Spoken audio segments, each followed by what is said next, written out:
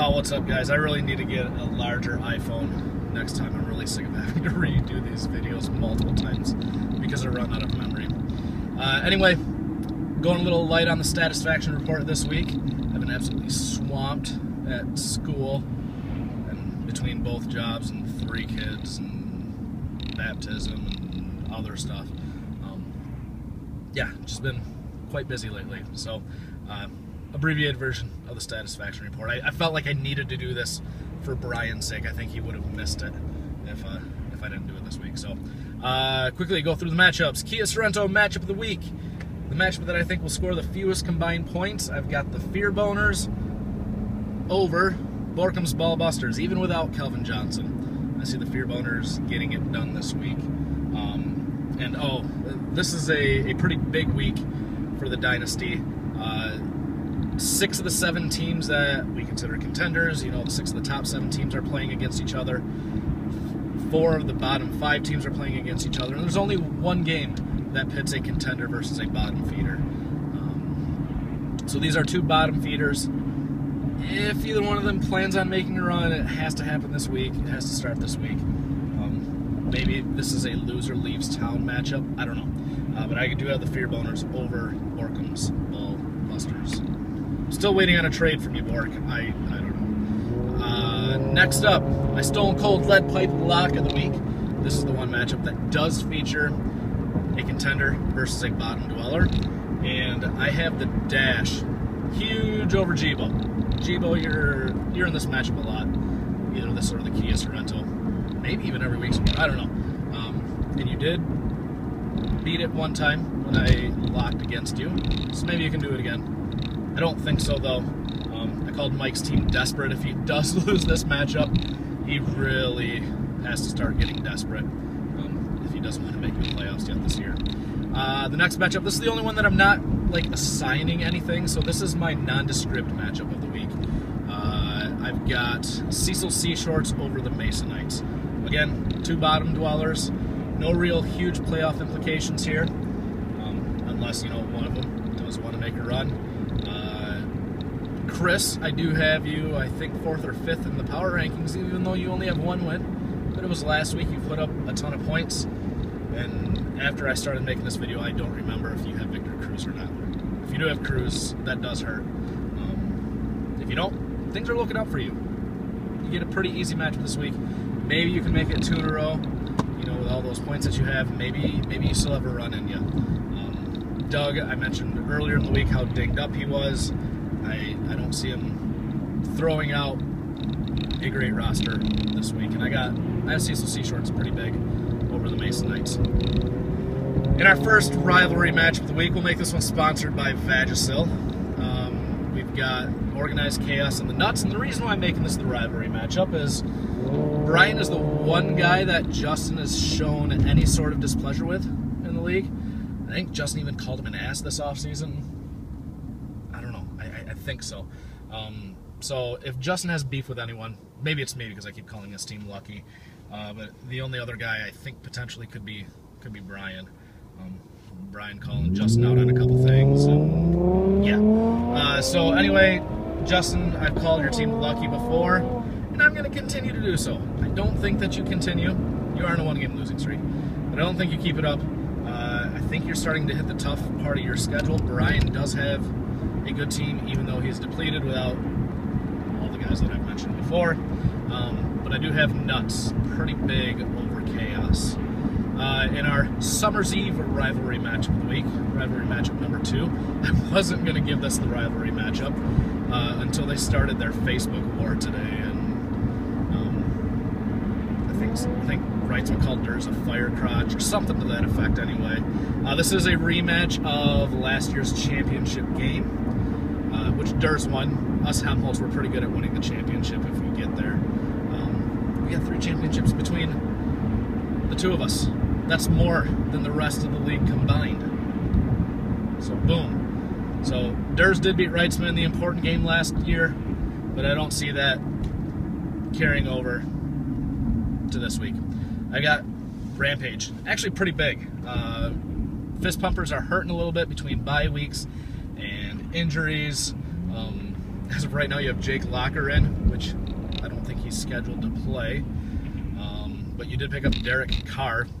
So that's who you're relying on this week because Foles is on a bye. So I do have Rampage. Quite big. And then finally, the Nextel Impact matchup of the week. I'll have sound effects next week, I think. But didn't really have to give this one a whole lot of thought. It's the number 1 seed and the number 2 seed so far. Combined record of 11-1. We've got myself and Jaquizzed my pants. And because the Impact matchup of the week, we'll go into it a little bit deeper. Let's break down the matchups. Quarterback. These are, I think, the top 2 quarterbacks in the league right now. They're the top 2 in terms of points per game. And that's Andrew Luck for myself, Peyton Manning for Rob. And I'm still going to give the edge to Peyton, even though Luck has scored more points per game than Manning so far this year. I just think Manning is still a slight cut above Luck right now, so I will give a slight edge to Jaquiz my pants for that. In terms of running back, we got Gio and Forsett going up against my 2-headed monster, now 2.5-headed monster. I'll give Lamar Miller half a head. But I've got Forte and Charles. I do give myself a pretty big advantage here. I like my running backs to outscore his running backs. As far as wide receiver, I'm going to call this a wash. Neither one of our teams are great at wide receiver. No real huge advantage either way. Mine is going to be heavily dependent on my 49ers wide receivers again. He is throwing out Pierre Garçon. This is his best one. I can't even really remember who else. So not a huge advantage either way. We'll wash that one. For tight end, I'm going to give it to myself. He does have Jordan Reed back, who did look pretty good last week in his first game back from the injury. But I got Julius and so effing easy Thomas. Probably the number one tight end. With Graham being injured, and you never know when Gronk's going to get injured, Martellus Bennett has kind of faded off a little bit. I don't know who else you would give it to right now, so I think Julius is the best tight end in the league, so I give myself a pretty big advantage. And finally, one more position. I'm not doing kickers, I'm doing intangibles, I'm doing coaching. I got myself. Even though Rob's undefeated, I'm a better coach, I'm a better owner than Rob is. 2 championships. I don't know how long I can use those championships. That's my argument. It's been quite a few years now. But I am going to take myself over Jaquiz. I'm 3-3 picking against Jaquiz, picking on his game so far, so it doesn't really matter which way. Yeah, I'm going to pick myself. So to quickly recap, I got Fear Boners, I've got the Dash, Cecil C Shorts, the Nuts, the Rampage, and myself. And then real quickly, our records are what they are. I'm looking towards the future. Looking towards who Yahoo thinks has the best teams going forward. So these are based on your total projected points the rest of the way from now through week 16. So through our playoffs and anti-playoffs this year. I'm looking forward to that.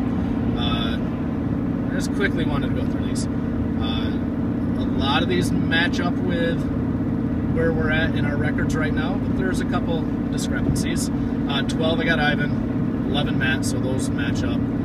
10, not me. I don't have this, but Yahoo has Justin. 4-2 Justin at 10. And this is part of the reason why I don't think it lasts. Maybe projections don't matter. Maybe you do finish the year 10-3. I don't know. I doubt it, but I don't know.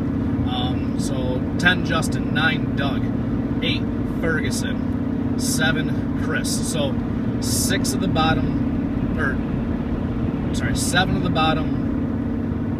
Hang on, I can't. Did I miscalculate here? Oh no, 5 of the bottom 6. Yes, there we go. Our bottom 5 people with Justin thrown in there, who is 4-2. Cannot take that away from you. You are 4-2. So from that aspect, our current record does match up with what Yahoo expects to happen in the future, because the top 6 are all contenders in And this is the next spot that Yahoo disagrees with the record, though, because number 6 is Rob. And this is why I don't think it lasts for you either. You do have an opportunity if you beat me this week. You do have a 2-game lead on everyone else. You can really solidify getting the 1 seed in the playoffs, getting the bye week that comes with it. But Yahoo doesn't think that your team is that good going forward. 5 is Mike, 4 is Brian, and then 3, 2, and 1 are the other division leaders besides Rob. Durs, 3, Wright, 2, and myself, number 1.